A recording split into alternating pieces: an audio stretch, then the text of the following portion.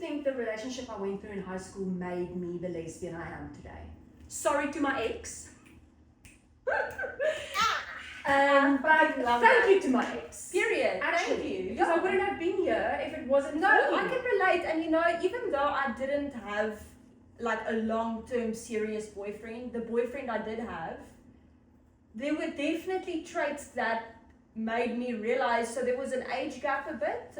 You know, I was 16, like he was already graduated out of high school, like in his first, second year. So obviously his interest was like partying, going out on weekends. He definitely introduced me to some recreational stuff I probably shouldn't have been introduced to, you know. Same. And I think also there was this one time that really was like an eye-opening experience for me. It was New Year's Eve. We ended up going to this festival. Now, just backstory, in South Africa, like the drinking age is 18. So then at 16... Sorry, I have to vape. No, you're fine. So at 16, like it was kind of the norm for people to be like drinking and going out. Yes. Like No, it's that's not like in the US where it's like you can only drink at 21. So if you're drinking at 16, it's like there's a 5-year. Obviously, my mom's not going to want us to let us talk about this, but my mom and dad was a very, and I think your mom was the same, like, invite your friends over to our house. Yes. I'll buy you a 6-pack. You're drinking under my roof, and Absolutely. it's super controlled. Not saying it's right, because it's obviously not right. Absolutely. but it's a different culture. Absolutely different than in the United States. Like Whole different thing. it's different. If you go to South Africa, you'll understand. So I mean, you can go start. to South Africa. Yeah, you can legally start drinking at 18. It's not 21. No, Here, 18, like here. Exactly. So I feel like the gap between 16 and 18 is a lot smaller than 16 and 21. Absolutely. So when I was 16, you know, we went to this New Year's Eve festival, and long story short, like ended up losing my boyfriend. I was at this campsite with these two ladies that were obviously also partying, but like they almost felt like older sister, like motherly figures in that moment, because they were just asking out about me, like where I'm from, how old am I, and like obviously I told them I'm 16, and they were like, "Ooh, you're 16, like where's your boyfriend?" You know, and I'm like, honestly, like I can't find him, and like their alarm bells just started going off because you know we were all intoxicated, and they were just like, how can he bring you to this festival with thousands of people and just go MIA, and like you are this like 16-year-old girl that's very vulnerable at this moment. Extremely. And like they kind of like took me under their wing, and like they basically just made me realize like you should not be doing this, and this probably is not the right situation for you. Facts. And then funny enough, like when we had to go home, like he ignored me the whole Uber ride. Like it was just very strange, because you know I was like, oh, what is happening here? Literally. Anyways, that was kind of the gist of my experience with a guy. So I think that also in a way kind of put me off of men in a way. Of but course, because it's like a trust issue thing as very well. much so, you know, not feeling and comfortable, not feeling protected. protected. Yes, I felt very, and almost didn't until I had that conversation with those ladies. Like I thought I was fine, you know. I'm like, I'm this bad bitch. Like I can handle myself. Like You I'm are okay. that bad bitch. Yes. Yeah. You know, but I was still 16, and now thinking back, I'm about to be 28. I'm like, yo, at 16, like I really didn't know nothing, you know, and I was basically thrown to the wolves that weekend. And I'm just thinking like of all the things that could have gone wrong. Oh, just thankful it didn't, you know, because I had these great people that I met there that really changed my whole perspective, and just had like a mind-opening experience for me. So yeah, absolutely. I and love that. now let's fast forward a little bit. How do we get to, so we graduated, we're going into how we got to where we went to college and what we studied. So honestly, in high school, like I was 11th grade, and I was really struggling with science. Like it was just not for me. And I had to make a switch. Like my teacher told me straight up, you will fail your 11th grade here if you don't switch subjects. Yes. And I went home, I told my mom, faced the facts. She was like, okay, let's look at your options. Obviously, the top option was drama. And She's the drama queen. yes, and I made the switch. My drama teacher told me, you're gonna have to catch up a little bit, obviously, because I didn't do 10th grade drama. So I had to do a little bit of 10th grade stuff, catch up in grade 11. Mm-hmm. And something just clicked, like something, also the drama people, something. like a fire. Mm. The drama people really just welcomes you with open arms. Oh, like, I can attest to that. You Yes. know, just the times that when I met you, I'm Yeah. like, wow, like I want to be amongst these people. Like they're all cool as fuck. yeah, and everyone, they wear what they want, they say what they want, they swear, they cuss, they drink, They're just themselves. They're just themselves, unapologetically, and that is what absolutely changed the game for me. I made super cool friends in drama. Layla Harrison, I met her in drama. Layla, Macy. Yeah, I love her. I'll go into that conversation later. But she really also, I think honestly, and I hope she doesn't hate me for this, but I think both of us knew we were gay, and that is why we connected so much. Not necessarily that we felt attracted to each other. It's like we could just relate on we that. just felt that same vibe. Like we just weren't connecting with guys or boys or whatever you call it. Yeah. And her and I used to have these conversations when we had our drama, like concerts and stuff, just about like, what do we want to do after this? And I was like, I'm studying drama. And I went home that day and I spoke to my mom and I'm like, how do you feel like because in grade 11, like you have to start Thinking of like what you want to do when you're done with high school. Yeah. Yes, and focus on like your marks so that they are good enough to apply for college and stuff like that.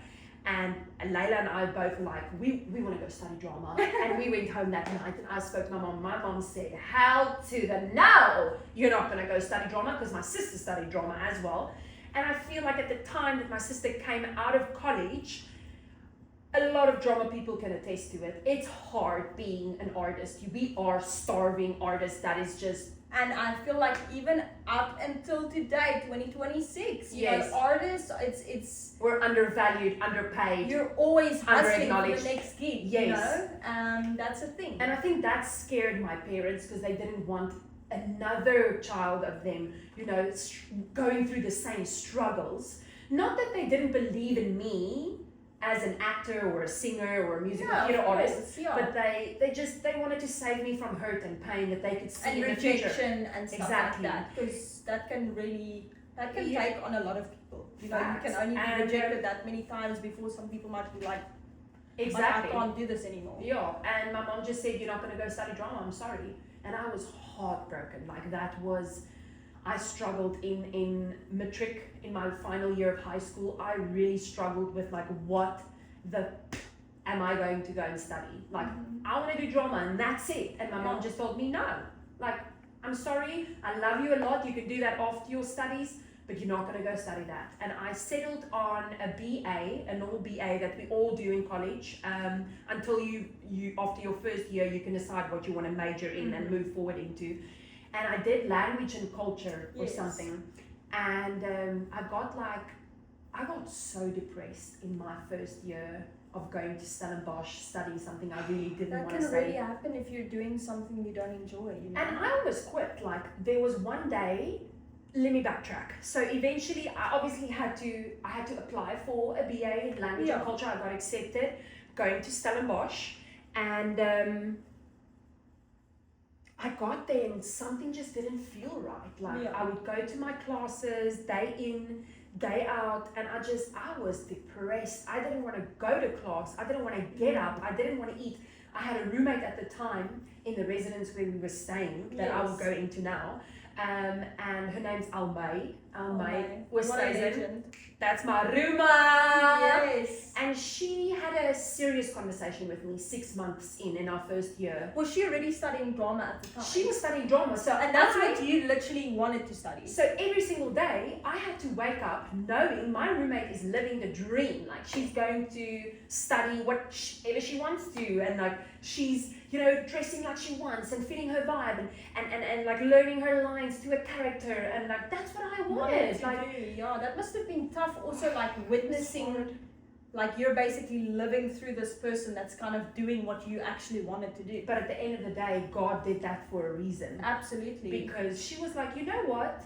In about 2-3 months, they're having auditions for the next group of drama people to go. Just go for an audition. Just see. If you don't get in, you don't even have to tell anybody. You know, you did it, you didn't get in, you move on. Exactly. And I think also they obviously knew because your sister had studied at the same university, studied Facts. drama, so they kind of knew of her. So I think when you came, they were like, ooh, so Another last name. anchor. Yeah. Like, are you guys related? Oh, Yeah. that's actually my sister. So Facts. I think that was also just, you know, it gave them the opportunity to want to listen and to want to Exactly. see you audition. No, my sister definitely paved the way. Paved The way. the way. Paved the way. But you definitely, you were the one that. No, put yourself there. 100%. But I do think that her being at the University of Stellenbosch and studying at the drama department and people already, you know, knowing her and then relating me to her definitely counted in my favor. Yeah. So kudos to Rixie because Rixie is a legend. No, Like, Rixie is the legend. she's the legend of all Absolutely. legends. And I did the audition and I got in. And I was like, literally, throw your cue cards. And I was like, okay, so now I go back to Rez, I tell Almay, and I'm like, girl, I got in.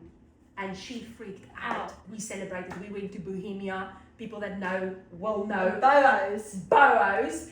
And we drank rosé and we just ate. Oh, those boxes. No. Those boxes, and they Yeah. were cheap. The days the Bohouse drink specials were, they had those 2 beers for like 28 rand. Literally. Oh my god. They had the 2 boxes for 25 rand. So literally, Almay and I would Good get a box. city. Yeah. Yes. And she's like, okay, we're not going to think about telling your parents about it now. We are going to move into celebrating that what you just achieved. Yes. We're going to sit with it for a little bit. And then you're gonna deal with that when the time comes. My goodness, when I got on the phone with my mother, she said, I'm coming through to Stellenbosch right now. She picked me up at the Isa Dames Korshuis. We'll go into that too. Where actually my sister was and my cousin was, so there was also like a generational thing there. She came to the residence and she was like, get in the car. And I was like, oh, here it goes, because I know when my mom takes me in a car ride, it's that time of day, okay? And she told me point blank period, like if you are not going to finish your college or your years, you will pack your bags today, you will get back in my car, jy gaan opskop, you're gonna stop, Leave all this leave behind. everything, everything.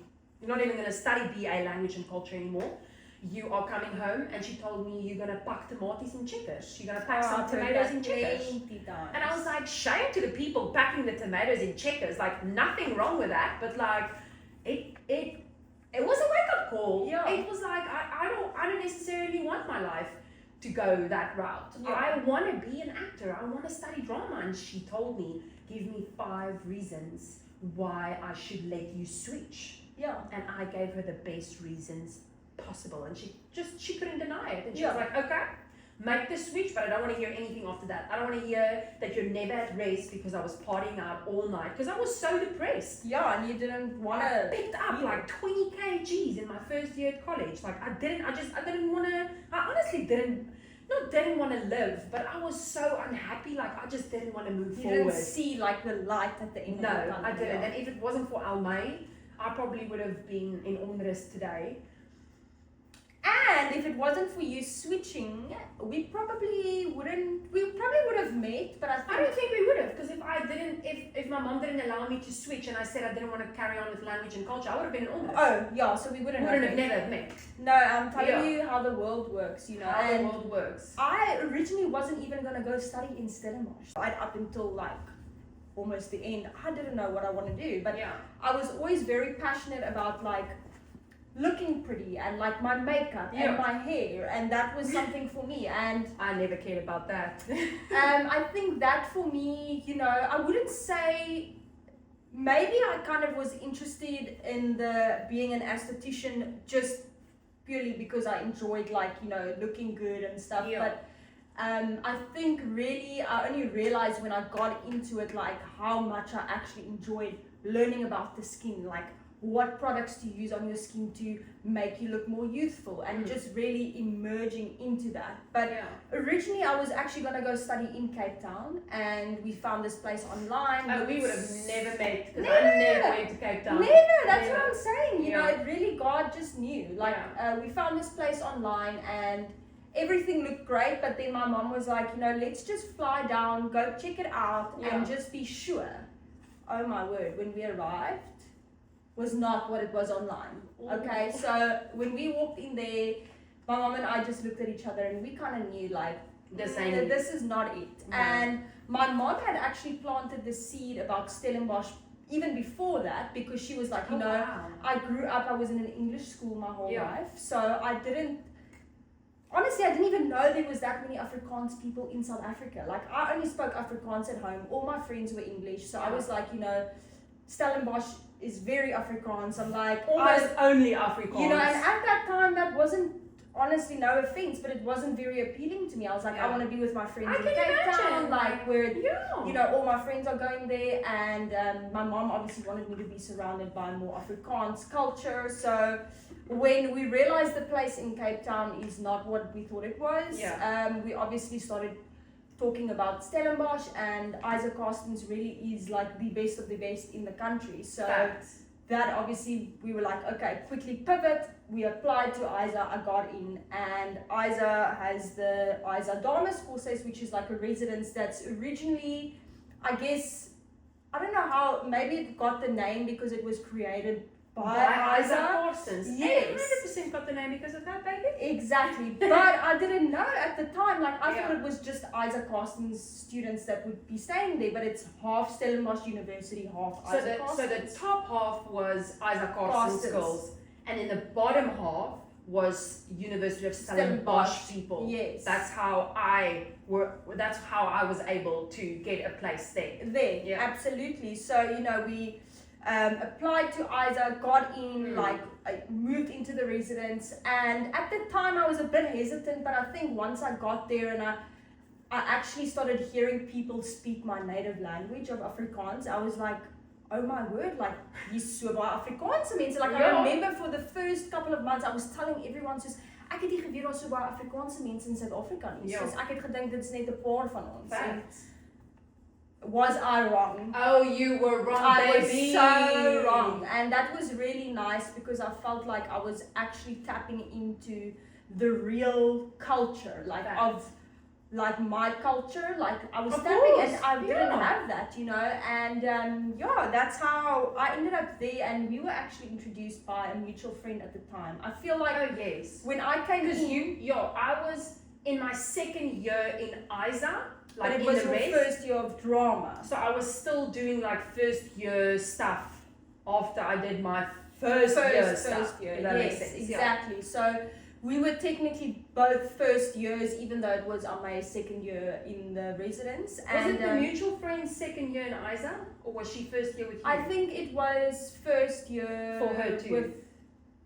Didn't she? She may have also switched. Maybe. I don't know. Anyways. You know what it was? She did her first year because you can at Isa you can do 1 year. And then she decided she wanted to extend to do the 3 year. Yes. So because they had a short program, and then you know some people really enjoyed that and they wanted to tap into the full 3-year program. Yes. So, anyways, we got introduced. We were just great friends in the beginning. And I have to tell you guys first before you go on how we got introduced.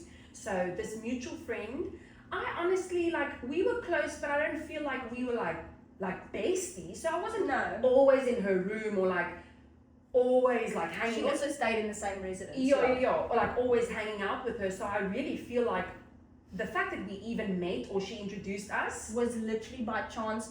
Here's me after taking a fresh shower, walking in my gown, with the gown, a white gown with different shades of pink polka dots and pink velvet slippers with sequin butterflies. I'll never forget that. Me neither. And obviously it's an all girls race, so it's normal for people to be walking around after they take a shower in their PJs, whatever. And I'm in my gown. I think I still had a towel wrapped around my head. You had a towel my around slippers, your head. and I'm just gonna go check in with my friend, and I was sitting on a friend's bed. And she's like, this is Amay, and I'm like, hi Amay, whatever. didn't think anything of it, you know. Oh, I thought something of it, but I'll go into that later. So, and also, you know, because I had never been interested in women, so it wasn't like Yeah, me neither. in that moment I was like, oh my god, like, even though eventually that's how I started feeling, but still up until that point, I was like, I'm just waiting for the right guy to come along, like, Yes. And I just came out of my relationship actually. yeah, I think you were 6 years. still like almost when the day we met, I think you guys were still like probably not in a relation, but you were still chatting, like maybe fighting or whatever over the phone. No, I don't think we were necessarily actively chatting, but there were still times when we checked in with each other, but we weren't like actively in each other's lives. And I didn't know any, you know, literally I just met her, like, so it was like whatever. And we just became very close friends, very close friends. Very close. Like we did everything together. Because you were like smoking a packet of cigarettes every day. Yeah, I smoked a lot of cigarettes. A Marlboro Blue Beyond, I'll never forget it. Yo. And every single time, like the residents had this this little like corner, a smoking like area. a smoking area. And she would just text me and she's like, I'm gonna go smoke a ciggy, did you wanna come sit with me? I said yes every time. And she has chronic asthma, so she's not even someone that is attracted to cigarettes, but At all. now I know why. I actually hated it, honestly, but I was just like, you know what? I'm not gonna chat to this girl. I'm not gonna judge my friends. Like, you do you, boo. I'm not gonna sit on this end of the table because I just don't want to smell it. I don't want to smell like it either. And we just kind of started like, getting super close like that, and we would go out and do that things was a good together. like 3 to 6 months where we were like just friends, And you know, then it got to around June. It was my birthday's in June, and you know, obviously your birthday, you're like party, doof. So you're like going out. We went out and you know having a great time. I'm obviously Lit City and very Lit City actually to the point very where Lit City. Amaze, obviously a good friend. She's like, we get to the residence, like helping me get in the shower. Like I'm like, I was also sorry for interrupting. I was also Lit City, but I have this thing in that, like in me, and I think it's like my mom or my dad that has that too. Like I go into like mom mode. Mom mode when I can see like. Not that you were like out of control, but you wouldn't have been able to book an Uber or a taxi or even walk home. Like you needed someone just a little bit of assistance, just to guide you a bit. Yes. And my drunkenness just went. And she was like, okay, like I'm gonna help her now. And we got there. She helped me into the shower, all that stuff. And then after that, I was like, you know, don't you want to just come like lie down with me until I fall asleep or whatever? Which up until this point, we had never confessed anything like that to each other. But I have to say, when you asked me that, I was like, there was something in me that was like, do you ask, like obviously I didn't tell you that, but like in my mind, I was like, do you ask all your friends to come and like lie down with you? I don't. She did not. Never. But in that moment, I was just, I don't know, like obviously being intoxicated gives you that confidence. Yeah, and I also wanted to make sure that you don't puke in your sleep and like, because you don't know what happens like when you're easily. And like also I stayed like on the top floor, so it was like a bigger room with like 4 people in the room. Yeah. I don't think my roommates were there that night. No, so they like, weren't. It was like I would have gone up there and it's like you're basically just there. So if I were to puke in my sleep or whatever, nobody would have known. So it was definitely more of like a cautious thing. But yeah, I just, you know, I think maybe that night, but even just a few days leading up to that night, like I definitely started feeling like, whoa. It felt like different. I've had a lot of best friends or close friends, but like there's something that feels different. And you know, I just went right forward and I told her, I was like, listen here, like I got something to say. In her drunkenness, might I add? Yes. And I was like, I think I might like you more than a friend.